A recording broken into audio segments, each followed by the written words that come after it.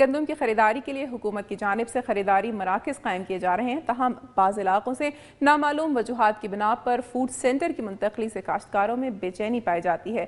اچ شریف سے ضیاء الحق ہیڈ پنجنت کے فوڈ سینٹر کی منتقلی کے خلاف کاشتکاروں کے احتجاج کا افعال بتا رہے ہیں، آئیے دیکھتے ہیں۔ اچ شریف سے ضیاء الحق شہزاد اس وقت موجود ہوں قومی شاہراہ ہیڈ پنجنت پر، جہاں اہل علاقہ ہیڈ پنجنت سے فوڈ سینٹر کی منتقلی کے خلاف احتجاج کر رہے ہیں۔ ہیڈ پنجنت مرکز خریداری گندم ضلع بہاولپور کا آخری مرکز ہے۔ اس سینٹر کی ہیڈ پنجنت سے دھوڑ کوٹ متوقع منتقلی کے خلاف درجنوں مواضعات کے کاشتکاروں نے پتی کھیارہ کے مقام پر قومی شاہراہ پر احتجاج کیا۔ ہیڈ پنجنت سمیت مضافاتی علاقوں بختیاری، رسول پور، سرور آباد، نور پور جدید، مخدوم پور، بیٹ احمد، چناب رسول پور سمیت 100 سے زائد مواضعات کے کاشتکار اپنی گندم کو اس مرکز پر لاتے ہیں۔ اس سینٹر پر گزشتہ سال 1 لاکھ بوری گندم خرید کی گئی۔ سینئر لیگی رہنما زبیر خان نیازی کی قیادت میں کاشتکاروں نے کراچی، لاہور سمیت دیگر شہروں کو جانے والی قومی شاہراہ احتجاجاً بلاک کر دی، جس سے دونوں اطراف گاڑیوں کی لمبی لائنیں لگ گئیں۔ اس موقع پر مظاہرین نے شدید نعرے بازی کی۔ کاشتکاروں نے پلے کارڈ اٹھا رکھے تھے جس پر سینٹر کی تبدیلی نامنظور کے نعرے درج تھے۔ سینئر لیگی رہنما زبیر خان نیازی نے کاشتکاروں سے خطاب کرتے ہوئے کہا کہ فوڈ سینٹر کی یہاں سے منتقلی کے باعث سینکڑوں مواضعات کے کاشتکاروں کا استحصال ہوگا۔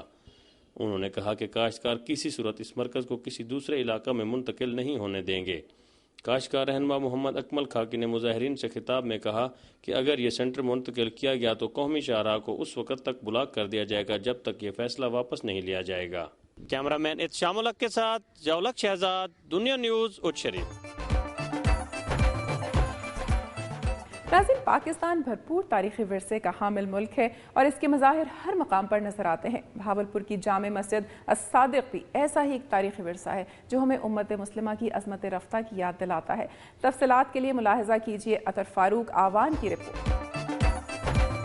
میں اس وقت بہاولپور کی جامع مسجد الصادق میں موجود ہوں، جس کا سنگ بنیاد نواب بہاول خان عباسی چہارم نے 1860 میں رکھا اور اس کی توسیع و تعمیر نواب سر صادق محمد خان عباسی خامس نے کی، جو کہ 1960 تک جاری رہی۔ 15,000 نمازیوں کی گنجائش کی حامل اس مسجد کو 2 نومبر 1965 میں محکمہ اوقاف کی تحویل میں دے دیا گیا، جس کے مینار 8.09 ملین روپے کی لاگت سے زونل ایڈمنسٹریٹر آصف حیات لودھی کی کاوشوں سے اب مکمل ہوئے ہیں۔ اس مسجد کو مالی مشکلات سے دور رکھنے کے لیے ریاست بہاولپور کے حکمرانوں نے کمال حکمت عملی سے کام لیتے ہوئے اس کے نیچے 281 کمرشل دکانیں، 4 مکانات اور پارکنگ سٹینڈ سمیت دیگر تعمیرات کرائیں، جن سے آج 22,99,600 روپے سالانہ آمدن ہوتی ہے۔ مارکیٹ ریٹ کے حساب سے اس مسجد کی کم از کم سالانہ آمدن 2 کروڑ روپے ہے۔ اس مسجد کے 13 ملازمین ہیں جن کا کل خرچ 19,78,950 روپے سالانہ ہے۔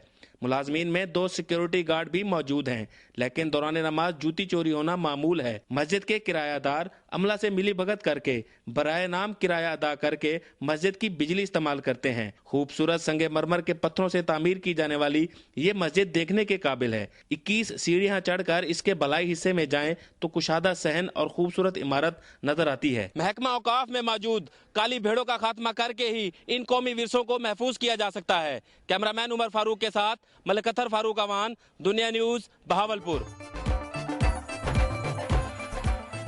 ناظرین، ملک کو توانائی کے بحران کا سامنا ہے اور بجلی کی لوڈ شیڈنگ کے ذریعے اس مسئلے پر قابو پانے کی کوشش کی جا رہی ہے۔ حکومتی دعووں کے باوجود تاحال لوڈ شیڈنگ کا مسئلہ حل نہ ہونے کے باعث عوام سراپا احتجاج ہیں۔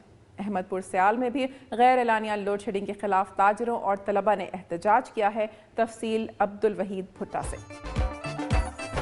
میں ہوں ملک عبدالوحید بھٹا اور اس وقت میں موجود ہوں گڑھ موڑ چوک میں۔ بجلی کی غیر اعلانیہ اور طویل لوڈ شیڈنگ کے خلاف انجمن تاجران احمد پور سیال، گڑھ موڑ اور نجی تعلیمی اداروں کے طلباء نے احتجاجی مظاہرہ کیا۔ مظاہرین نے ہاتھوں میں پلے کارڈ اٹھا رکھے تھے جن پر لوڈ شیڈنگ اور حکومت کے خلاف نعرے درج تھے۔ یہ احتجاجی مظاہرہ ایس ڈی او وابڈا گڑھ مراجہ ڈویژن کے دفتر کے سامنے جلسے کی صورت اختیار کر گیا، جس سے خطاب کرتے ہوئے صدر انجمن تاجران رانا غلام مرتضیٰ اور صدر جمعیت علماء اسلام پاکستان احمد پور سیال حافظ صفدر علی کے علاوہ دیگر مقررین نے خطاب کرتے ہوئے کہا کہ موجودہ حکومت کی ناقص پالیسیوں نے عوام کا جینا دوبھر کر دیا ہے اور وہ ذہنی اذیت کا شکار ہے۔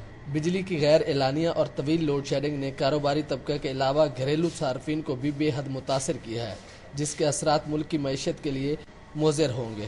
انہوں نے کہا کہ اگر حکومت نے لوڈ شیڈنگ کے جن کو بوتل میں بند نہ کیا تو یہ جن عوام اور حکومت کو کھا جائے گا۔ بعد ازاں ایس ڈی او وابڈا کی یقین دہانی پر مظاہرین منتشر ہو گئے۔ بجلی کا جن عوام کے ساتھ ساتھ حکومت کو بھی لے ڈوبے گا۔ حکومت کو چاہیے کہ لوڈ شیڈنگ کی کلا کما کرنے کے لیے ٹھوس اقدامات کرے۔ ملک عبدالوحید بھٹا، دنیا نیوز، احمد پور سیال۔ ناظرین، پنجاب کی رپورٹس آپ نے ملاحظہ کی، اب چلتے ہیں گلگت بلتستان کی جانب، جہاں مثالی اسکول سمجھا جانے والا تعلیمی ادارہ محکمہ تعلیم اور اسکول انتظامیہ کی عدم توجہ کے باعث زبوں حالی کا شکار ہے۔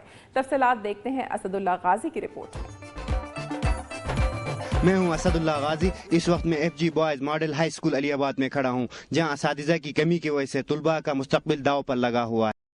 Federal government boys high school Aliabad محکمہ تعلیم کی عدم توجہ اور اسکول انتظامیہ کی نااہلی کی وجہ سے زبوں حالی کا شکار ہے۔ 1967 میں Agha Khan D J primary school کو حکومت نے اپنی تحویل میں لے کر مڈل اسکول کا درجہ دیا۔ بہتر کارکردگی کی بنیاد پر 1988 میں اسکول کو ہائی اسکول بنایا گیا۔ سن 1999 میں اس اسکول کا نصاب اردو سے انگریزی میں تبدیل کر دیا اور اسکول کا نام F G model high school رکھا گیا۔ اس وقت یہ اسکول گلگت بلتستان کا مثالی اسکول ہوا کرتا تھا، اس لیے دور دراز کے علاقوں سے بھی طلبہ یہاں تعلیم حاصل کرنے آتے تھے۔ یہاں سے فارغ تحصیل طلبہ گلگت بلتستان اور ملک کے دیگر علاقوں میں اپنی خدمات سر انجام دے رہے ہیں۔ سن 2000 سے پہلے اسکول کا میٹرک کا سالانہ نتیجہ 100% آتا تھا۔ اب اس اسکول کی حالت یہ ہے کہ انگریزی نصاب پڑھانے کے لیے اساتذہ نہیں۔ گزشتہ کئی سالوں سے میٹرک کا نتیجہ بھی 0% آ رہا ہے، جس کی وجہ اسکول میں اساتذہ کی کمی، اسکول کی خستہ حالی کا شکار عمارت، کلاسوں کا فقدان اور فرنیچر کی شدید کمی ہے۔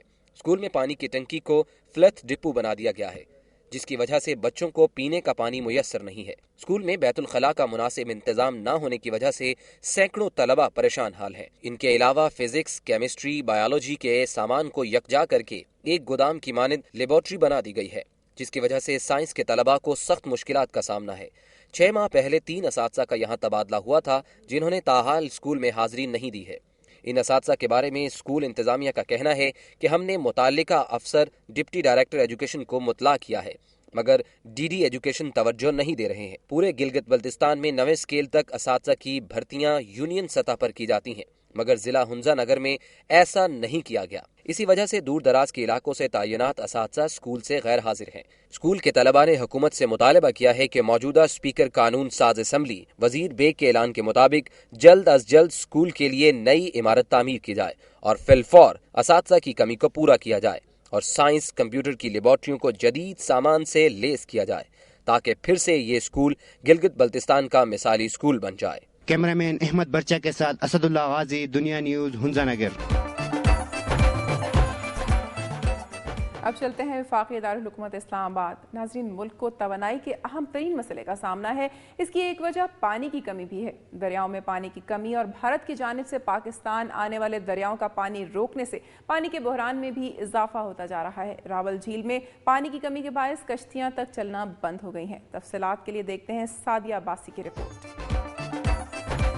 اس وقت میں موجود ہوں اسلام آباد کے راول ڈیم پر، جہاں پانی کی کمی کی وجہ سے جھیل میں کشتی چلانے والوں کا کاروبار متاثر ہو رہا ہے۔ راول ڈیم اسلام آباد کے خوبصورت تفریحی مقامات میں شمار ہوتا ہے۔ لوگ یہاں خصوصی طور پر کشتی رانی کے لیے آتے ہیں۔ راول جھیل کی سیر کو آنے والے سیاح جہاں کشتی میں بیٹھ کر اس کی خوبصورتی سے لطف اندوز ہوتے ہیں، وہیں ان ملاحوں کا ذریعہ آمدنی بھی یہی کشتیاں ہیں۔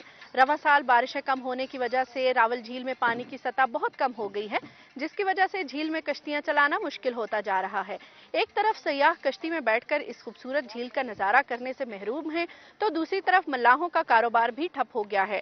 گزشتہ ہفتے ہونے والی بارشوں کے بعد یہ امید تھی کہ جھیل میں پانی کی سطح بحال ہو جائے گی، لیکن اب تک جھیل میں معمول کے مطابق کشتیاں چلتی نظر نہیں آ رہی ہیں۔ ان کشتیوں کے بند ہو جانے کی وجہ سے اب اسلام آباد کی حسین شاموں میں سیاح اس جھیل کا رخ کم ہی کرتے ہیں۔ کیمرہ مین مدثر شہود کے ساتھ سعدیہ عباسی، دنیا نیوز، اسلام آباد۔ ناظرین، آپ نے پروگرام میری دھرتی میری دنیا میں پیش کی جانے والی رپورٹس ملاحظہ کی۔ हमारी टीम अवामी मसाइल की निशानदेही को अपना फ़र्ज़ अव्वलीन समझती है, ताहम मसाइल के साथ साथ तफरीही समाजी सरगर्मियों की कवरेज भी हमारे प्रोग्राम का हिस्सा है, जिसमें न सिर्फ मुल्क की तारीख से आवाम को आगाही हासिल होती है बल्कि मुख्तलिफ इलाकों की सकाफत से भी आशनाई का मौका मिलता है। आपका मेरी धरती मेरी दुनिया की टीम से राब्ता ही प्रोग्राम को मज़ीद बेहतर करने और इसमें निखार लाने में मुआविन होगा। अपनी तजावीज़ और आरा के लिए हमारा ईमेल एड्रेस नोट कर लें mdmd@duniatv.tv। नाज़रीन, प्रोग्राम का वक्त यहीं ख़त्म होता है। अपनी मेज़बान अमीना खान और मेरी धरती मेरी दुनिया की पूरी टीम को इजाज़त दीजिए। फिर हाजिर होंगे कुछ नई दिलचस्प मालूमाती और आपके मसाइल की निशानदेही करती रिपोर्ट्स के साथ। अपना बहुत ख्याल रखिए। अल्लाह हाफ़िज़।